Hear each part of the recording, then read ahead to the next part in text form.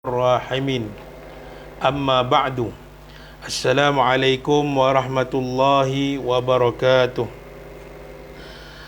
Alhamdulillah, bersyukur kita kepada Allah Subhanahu wa taala dengan kasih sayang dan rahmat Allah Subhanahu wa taala dapat lagi kita berkumpul di dalam satu majlis ilmu, yang mana majlis ilmu ini saya tidak berada di masjid tuan-tuan, tetapi dengan pertolongan Allah Subhanahu wa taala, Allah memudahkan urusan kita pada malam ini. Jadi kita patut bersyukur kepada Allah Subhanahu wa taala di atas nikmat-nikmat yang Allah berikan kepada kita. Dan kita doakan kepada Allah Subhanahu wa taala supaya dengan asbab kita mempelajari ilmu agama ini, Allah menghindarkan kita daripada terjebak ataupun terkena dengan virus yang sekarang ini menular di seluruh negara kita. Selawat dan salam ke atas junjungan besar Nabi SAW, Nabi yang menyuluh kehidupan kita dengan wahyu Allah Subhanahu wa taala, mengajar kepada kita tentang wahyu Allah Subhanahu wa taala yang mana menyelamatkan kita di dunia dan di akhirat. Tuan-tuan, puan-puan yang dirahmati oleh Allah sekalian, jadi sekian lama kita telah tangguh pengajian kita, dan mungkin di antara tuan-tuan dan puan-puan yang berada di dalam masjid ini pun juga tidak terkecuali daripada tidak boleh, maknanya tak boleh datang ke masjid. Hanya AJK dan pegawai masjid sahaja yang dibenarkan untuk mengimarahkan masjid. Jadi ini apabila telah dibenarkan untuk kita datang ke masjid, ataupun telah dikeluarkan SOP untuk kita datang ke masjid, alhamdulillah, ini tanda kebaikan yang Allah nak berikan kepada kita.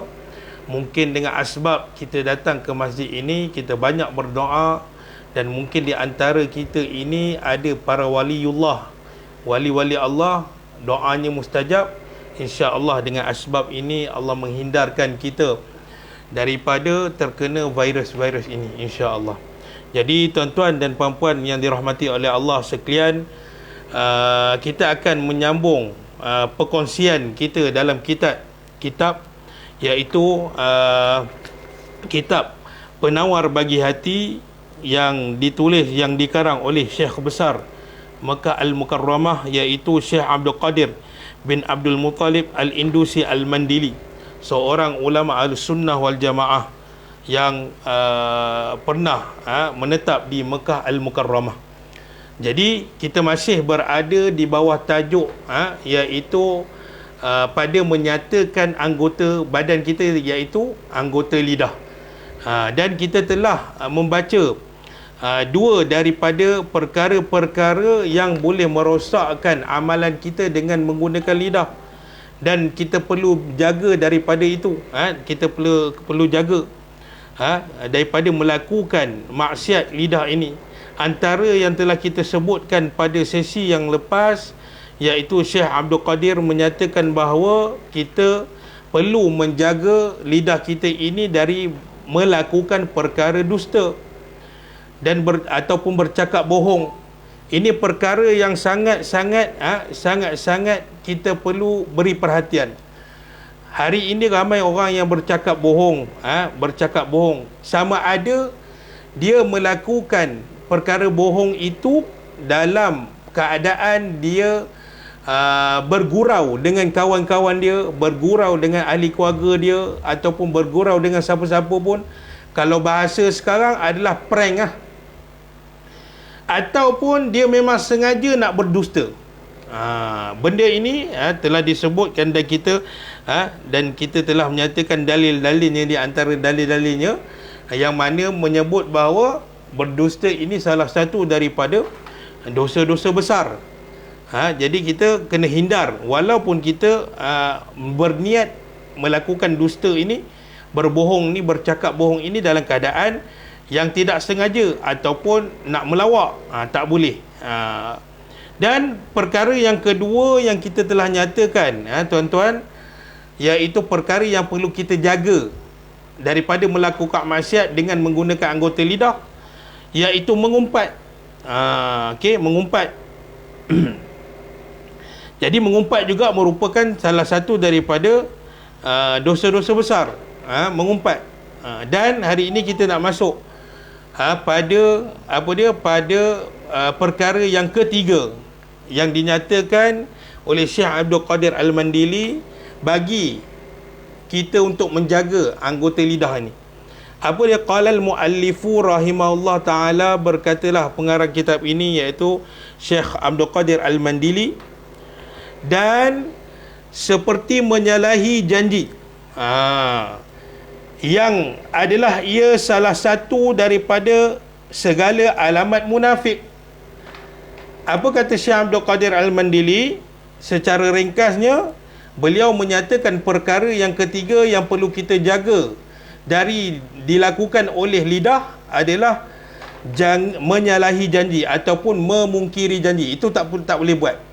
Kerana Syekh Abdul Qadir Al-Mandili menyatakan bahawa memungkiri janji ataupun menyalahi janji adalah merupakan salah satu daripada tanda-tanda orang munafik. Subhanallahal azim. Kalau zaman Rasulullah sallallahu alaihi wasallam, tuan-tuan, Rasulullah ada lantik seorang sahabat, saya tak ingat nama sahabat tersebut. Rasulullah ada lantik seorang sahabat yang mana tugasnya adalah untuk menyenaraikan semua golongan munafik di zaman Rasulullah. Maknanya sahabat ini dia pegang senarai nama golongan-golongan daripada golongan munafik. Maknanya dia telah menyenaraikan orang-orang, nama orang-orang yang tergolong dalam munafik. Sebab apa? Sebab apabila Rasulullah sallallahu alaihi wasallam dapat berita ada kematian orang itu, maka Rasulullah akan rujukkan kepada sahabat yang pegang nama orang-orang yang munafik ini. Maka Rasulullah akan tanya kepada sahabat tersebut, wahai sahabatku, ada tak jenazah ini tersenarai dalam senaraimu? Maknanya jenazah ini ada tak dia ni tersenarai di dalam golongan munafik? Jadi golongan munafik ini Allah telah tegur Nabi SAW. Ketika itu Nabi dia pergi ke ke hari kematian bapa segala munafik, iaitu Abdullah bin Ubay bin Salul. Kita tahu liciknya Abdullah bin Ubay bin Salul ni bagaimana. Mereka ni golongan munafik, kata ulama, mereka ni juga melakukan solat di belakang Nabi. Ketika mana Nabi SAW menjadi imam di Masjid Nabawi, di masjid, mereka juga menjadi makmum kepada Rasulullah. Jadi kalau orang awam, mereka ni takkan nampak golongan munafik ini dikatakan mereka ni munafik. Sebab apa? Mereka juga melakukan solat berjemaah di belakang Nabi. Maknanya kita tak nampak ciri-ciri di fizikal golongan-golongan munafik pada zaman Rasulullah sallallahu alaihi wasallam.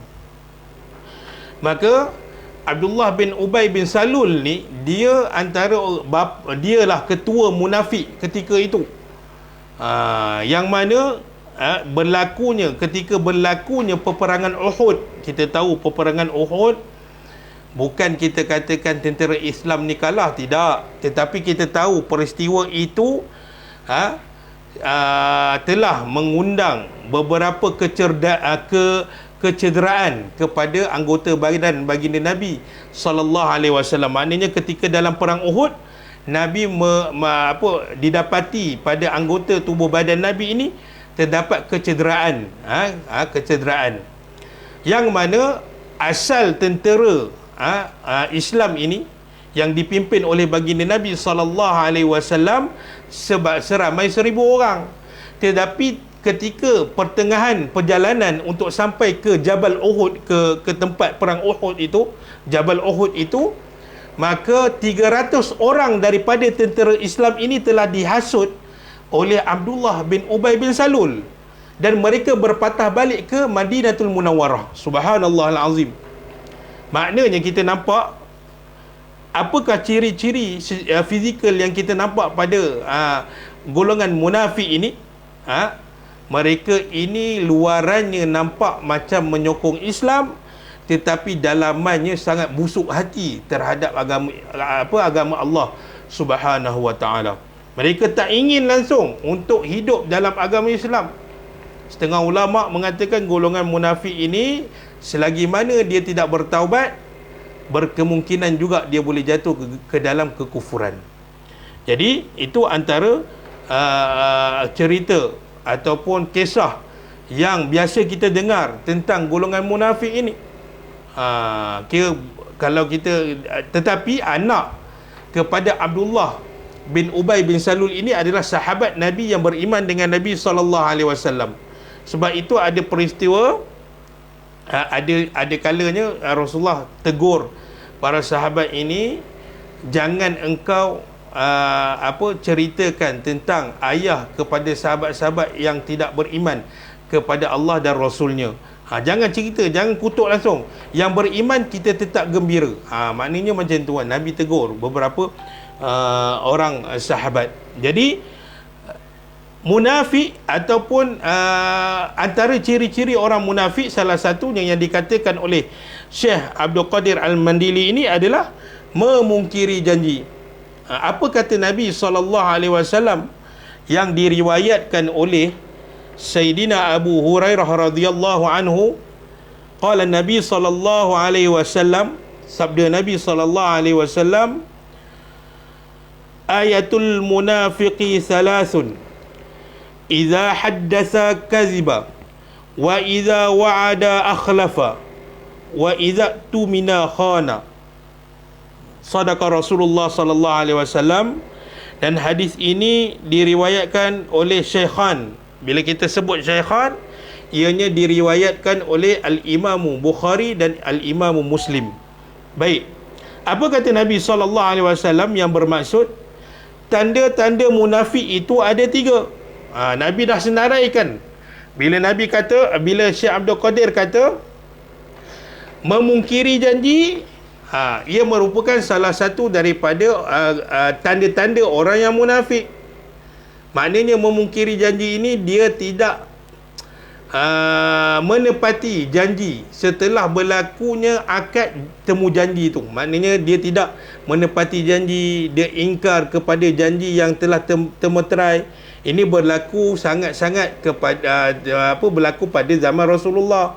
Antaranya kaum Yahudi, bagaimana mereka awalnya mereka menandatangani perjanjian dengan orang Islam, tetapi sebenarnya mereka ini dalam masa yang sama mereka ini memungkiri janji, mereka ini ingkar kepada janji yang telah mereka buat bersama dengan orang Islam. Itu antaranya kan. Dan kita hari ini pun ramai yang mempraktikkan hidupnya dengan cara memungkiri janji.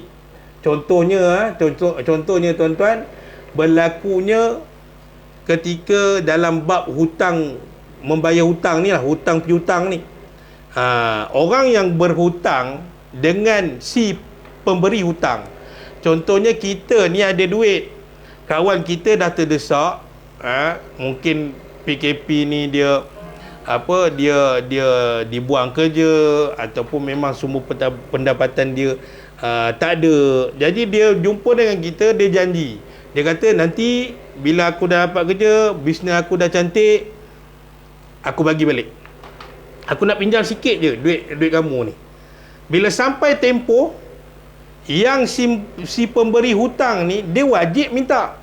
Sebab dalam hukum hutang pemiutang ni, orang yang beri hutang dengan orang yang pinjam hutang ni, dia wajib untuk dia wajib untuk menulis berapa hutang dia, tempohnya berapa lama,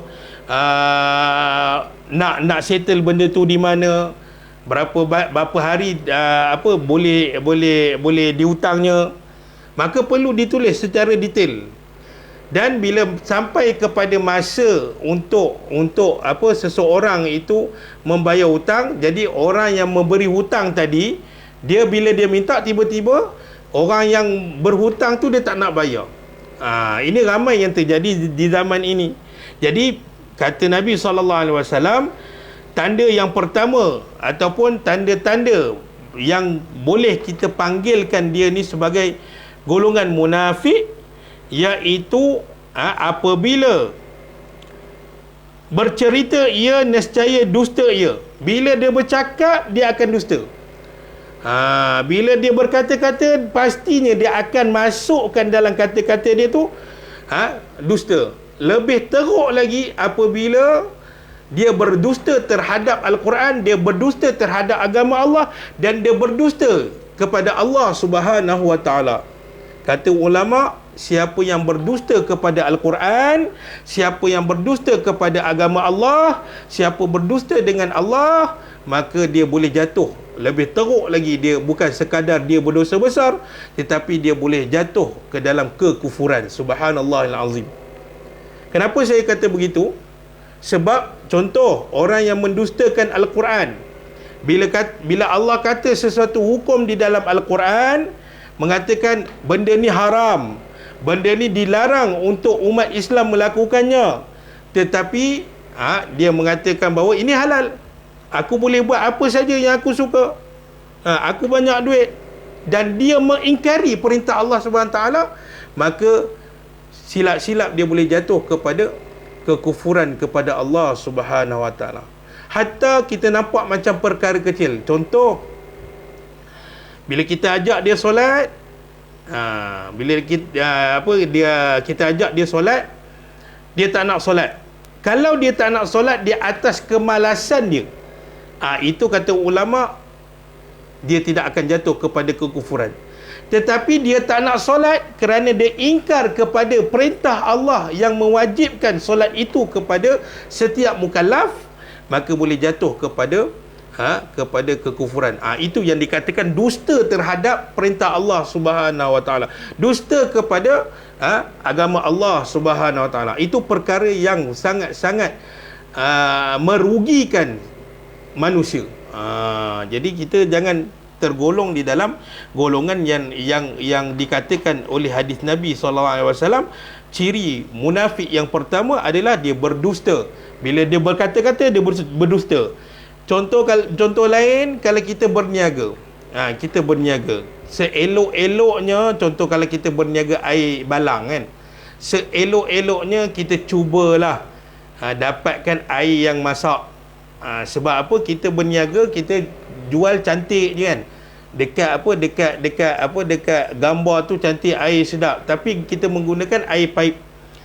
Itu antara perkara-perkara yang perlu kita elakkan. Dan kita telah nyatakan benda ini, Syekh Abdul Qadir Al-Mandili telah meletakkan perkara ini adalah perkara pertama dalam maksiat lidah. Okey, yang pertama. Dan Nabi menyambung lagi, dan apabila menjanjikan ia akan kebaikan, nescaya menyalahi ia akan janjinya. Bila dia berjanji dengan seseorang, dia menyalahi janjinya, dia tidak menunaikan janjinya, dia tidak melunaskan janjinya, dia tidak melakukan apa yang dia telah janji. Ini perkara yang boleh merosakkan hubungan antara masyarakat. Ini boleh merosakkan hubungan kemasyarakatan sesama kita. Sebab apa? Orang yang berdusta, orang yang memungkiri janji, mereka ini sekali saja kita berdusta, sekali saja kita mungkir janji, nescaya selama-lamanya masyarakat tidak akan percayakan kita. Lebih teruk lagi adalah seperti mana yang telah kita nyatakan tadi, apabila dia mendustakan ataupun dia tidak setuju dengan hukum-hukum Allah, dia mendustakan apa yang Allah telah turunkan kepada kita, sama ada ia daripada sudut perintah Allah yang wajib kita lakukan, ataupun perintah Allah dari sudut larangan Allah supaya kita jangan buat. Kalau dia langgar semua itu, maka ia tergolong di kalangan golongan yang dusta terhadap perintah Allah Subhanahu Wa Taala. Jadi yang kedua ini dinyatakan bahawa antara tanda-tanda orang yang munafik adalah yang keduanya menyalahi janji-janjinya. Dia berjanji dengan orang tetapi dia tak nak tunaikan. Hatta hari ini contoh kita biasa kita ada rumah sewa. Jadi kita sewakan dekat orang. Ni kita bayangkan situasi masyarakat sekarang ni. Kita biasa kutip duit sewa daripada penyewa rumah tu awal bulan. Jadi bila dah tertangguh, asyik tangguh saja, lama-lama dia lari, dia belah macam tu saja. Itu antara contoh memungkiri janji. Jadi sekali kita buat perkara ini, confirm masyarakat kita tidak akan percaya selama-lamanya. Ada hadis-hadis lain yang mengatakan tentang ciri-ciri munafik ini. Baik. Dan Nabi menyambung lagi. Dan apabila dipercayai akan dia, nescaya dia khianati. Artinya tiada menunaikan ia akan barang yang dipercayai ia padanya itu. Subhanallahil azim. Ini adalah kalau kita tengok daripada sifat baginda Nabi SAW, iaitu bahagian yang ketiga dari hadis ini, Syekh Abdul Qadir nak menyatakan bahawa jangan kita khianati amanah yang telah orang berikan kepada kita. Nabi seumur hidup Nabi SAW, Nabi tak pernah sekalipun mengkhianati. Hatta sebelum Nabi berhijrah ke kota Madinah, Nabi adalah orang yang memegang harta yang banyak daripada kaum Arab Quraisy. Maknanya orang yang non-Muslim ketika itu, yang kafir pun ketika itu memberi barang dan percaya kepada Rasulullah ini, mampu menjaga barang-barangan mereka. Betapa amanahnya Rasulullah sallallahu alaihi wasallam, sehinggalah diperintahkan oleh Allah Subhanahu Wa Taala untuk Nabi berhijrah ke kota Madinah. Maka bila dapat perintah berhijrah ke kota Madinah, maka selepas itu barulah Nabi serahkan semua harta-harta kaum Arab ketika itu yang di bawah jagaannya, yang telah diberikan amanah oleh kaum Arab kepada Nabi. Selepas dapat perintah Nabi berhijrah ke kota Madinah, Nabi serahkan semua barang itu kepada menantunya, iaitu Sayyidina Ali karamallahu wajhah.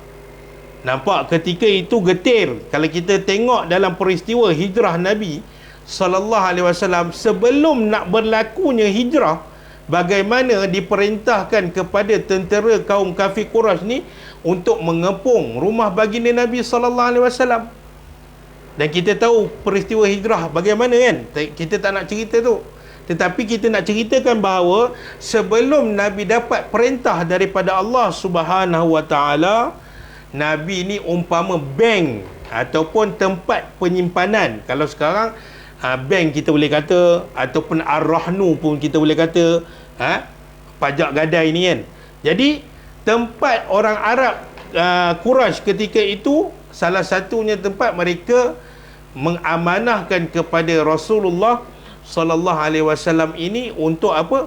Untuk menjaga barang-barangan mereka. Jadi tidak berlaku khianat amanah dalam sifat-sifat Nabi. Ini mustahil kepada Rasulullah sallallahu alaihi wasallam. Jadi yang kita nak katakan di sini, apa dia? Di bawah pecahan yang ketiga, iaitu menyalahi janji. Iaitu kalau dalam hadis Nabi sallallahu alaihi wasallam, Nabi menyebut apa dia? Nabi menyebut wa iza wa'ada akhlafa, iaitu bila dia melakukan perjanjian, dia memungkiri janji yang telah dibuat. Subhanallahil azim. Ini perkara yang sangat-sangat perlu kita elakkan, kerana Nabi sebut ini adalah salah satu daripada ciri-ciri orang munafik. Ada juga hadis-hadis lain yang menunjukkan bahawa ciri-ciri orang munafik ini bagaimana.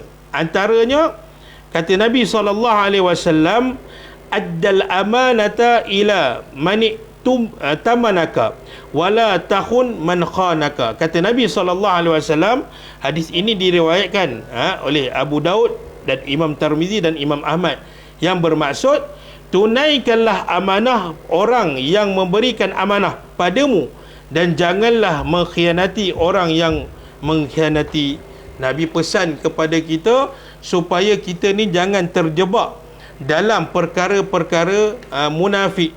Jadi itu antara ciri-ciri orang-orang munafik. Dan kita sebutkan tadi juga, memungkiri janji, ia merupakan salah satu daripada perkara ataupun tanda-tanda orang munafik. Jadi kita kena elakkan. Kita dah belajar 3. Yang pertama, elakkan lidah ini daripada melakukan dusta. Yang kedua, kita elakkan lidah kita ini daripada melakukan perkara mengumpat. Dan yang ketiga, elakkan lidah kita ini daripada mengatakan perkara-perkara yang boleh menyebabkan kita ini memungkiri janji. Okey, jadi itu tak nak, tak nak. Okey, yang keempat, kata Syekh Abdul Qadir Al-Mandili, iaitu dan seperti. Ni yang keempat. Kita dah belajar 3 tadi. Yang keempat, dan seperti berbantah-bantah dan berkata-kata pada barang yang tiada memberi faedah. Subhanallah azim. Ini juga ramai yang dilakukan oleh kita semua. Kita semua banyak melakukan perkara ini. Iaitu apa dia? Bertikam lidah. Pertama, dalam yang keempat ni, Nabi menyatakan bahawa bertikam lidah maknanya bergaduh. Dia ejek orang tu ejek dia. Maknanya dalam pergaduhan tu, bukan sekadar anggota badan saja yang naik, bukan saja tangan yang berani tumbuk, bukan saja kaki yang berani sepak orang, tetapi mulut juga berani untuk melakukan perkara tersebut, sehingga berlakunya pergaduhan besar. Kadang-kadang tak besar pun, sebelah jiran kita je. Kerana mulut kita ni, kita bertikam lidah dengan jiran kita, sehingga kita putus hubungan kemasyarakatan. Ini perkara yang perlu dielakkan. Kerana Nabi pun pernah menyebut kena raikan ataupun kena berbaik dengan jarah, iaitu jiran kita. Jiran kita ni kita sebutkan macam mana? Kata ulama, setengah ulama mengatakan yang disebut sebagai jiran adalah kalau di sebelah kiri rumah kita, dia 40 buah rumah. Daripada rumah kita 40 buah rumah sampai rumah yang ke-40, itu jiran kita. Ni ulama dia bagi tahu, dikatakan jiran ni dengan ukuran berapa biji buah rumah. Kalau sebelah kanan kita kata jiran macam mana? 40 biji buah rumah itu adalah jiran kita. Kalau di depan rumah kita, ada juga taman ataupun perumahan, 40 biji buah rumah pun jiran kita. Dan Nabi combine Syekh Abdul Qadir menggabungkan selain daripada bertikam lidah, iaitu ketika bertikam lidah ini, pastinya masyarakat akhir zaman ni akan berkata-kata, mengeluarkan kata-kata yang pada barang yang tidak memberi faedah, iaitu bahasa mudahnya mengeluarkan perkataan-perkataan kesat. Hari ini kalau kita tengok anak-anak kita sembang dengan kawan-kawan dia, kebanyakannya mereka ni mengeluarkan perkara-perkara ataupun percakapan yang tidak sepatutnya, walaupun percakapan tu percakapan itu ataupun perkataan yang diucapkan itu telah disingkatkan. Contohnya perkataan BODOS. Dia orang tak sebut sempurna, tapi dia orang sebut ujung-ujung doh. Itu bermakna mereka telah membiasakan mulut mereka ini untuk melakukan percakapan yang tidak membawa faedah. Sedangkan kita telah ketahui Syekh Abdul Qadir mengatakan bahawa antara perkara-perkara yang boleh kita lakukan kepada perkara faedah dengan menggunakan lidah selainnya adalah membaca Quran, berzikir kepada Allah Ta'ala, membaca hadis Nabi SAW dan mengeluarkan kata-kata yang tidak, bila orang mendengar kata-kata kita itu, dia tak sakit hati dengan kata-kata kita.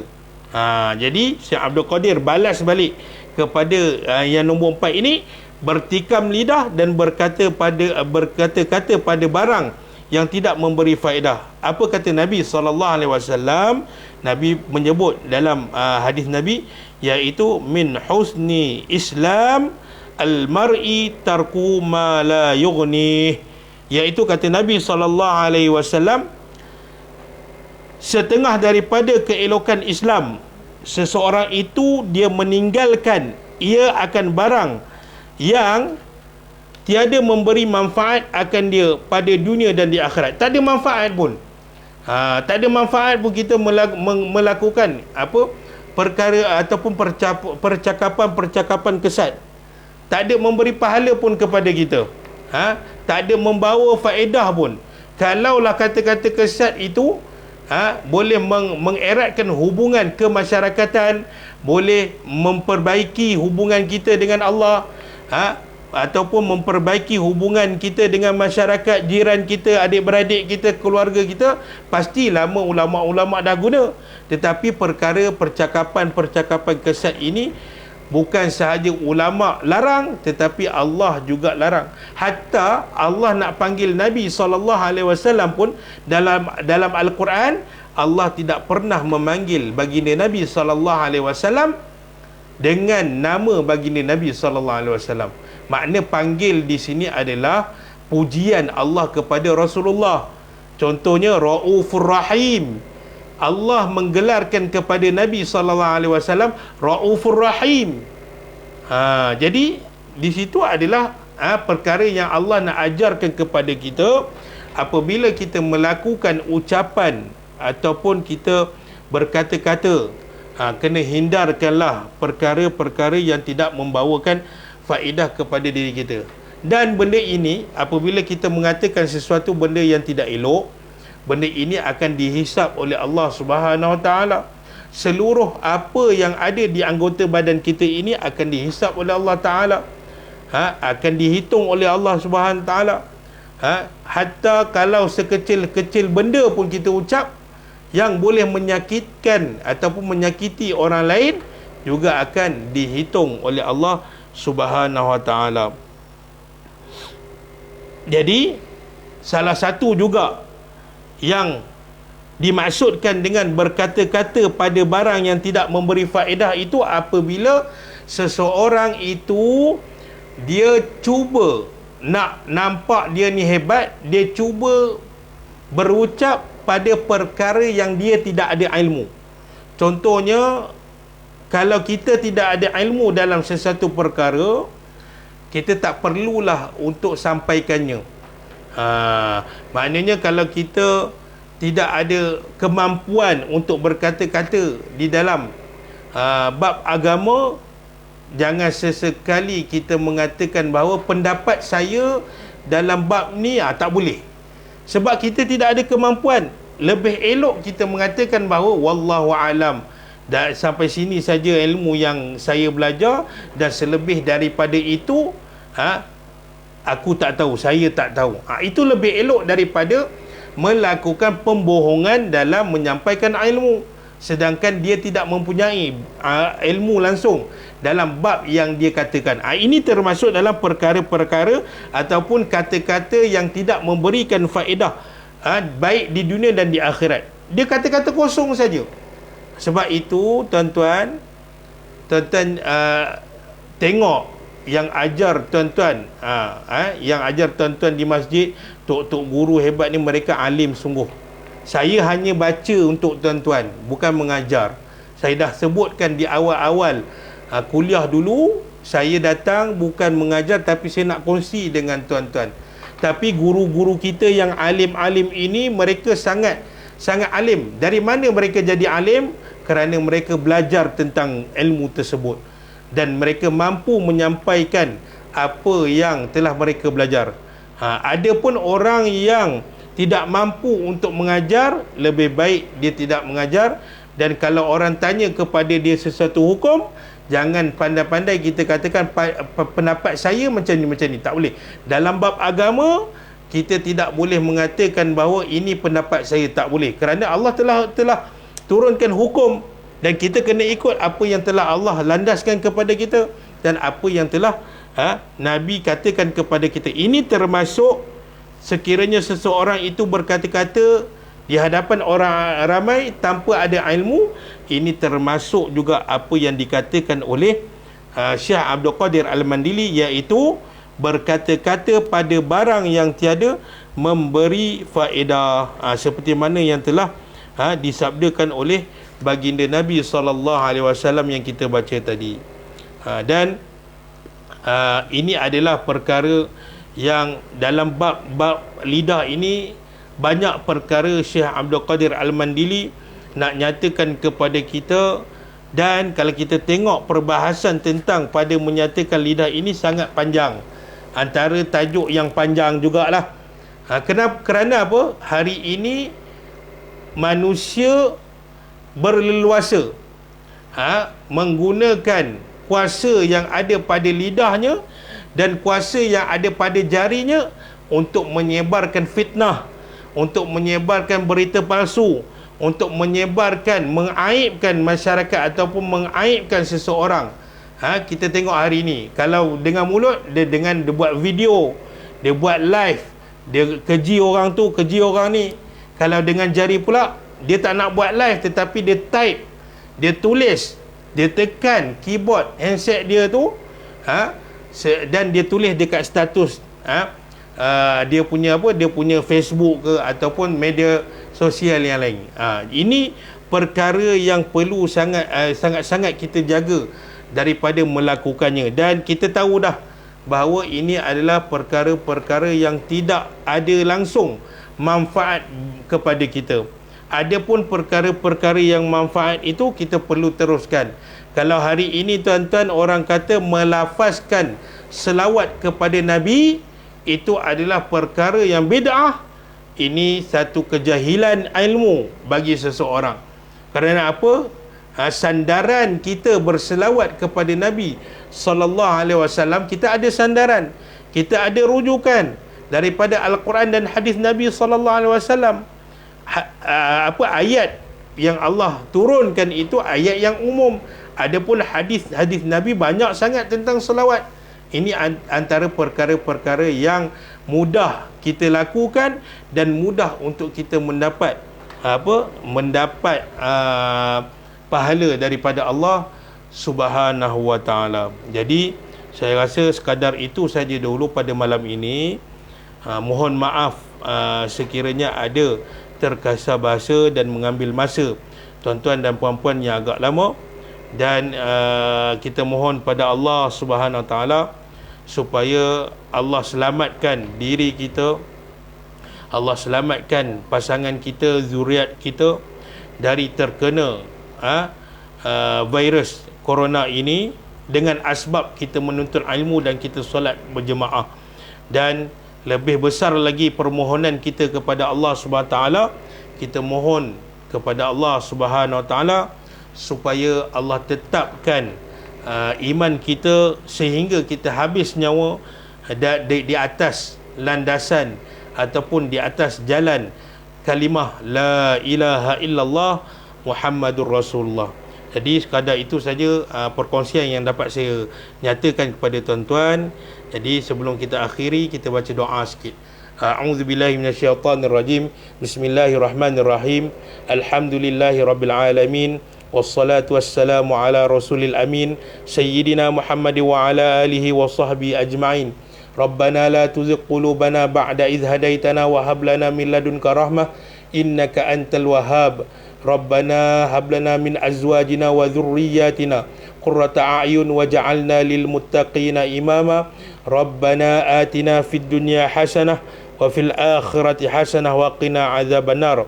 Allahumma ja'al jam'ana hadza jam'an marhuma wa tafarruqana min ba'dihi tafarruqan ma'suma. Sallallahu ala sayyidina Muhammad wa ala alihi wa sahbihi wasallam tasliman katsira walhamdulillahi rabbil alamin. Saya akhiri dengan wabillahi taufiq. Wassalamu alaikum warahmatullahi wabarakatuh.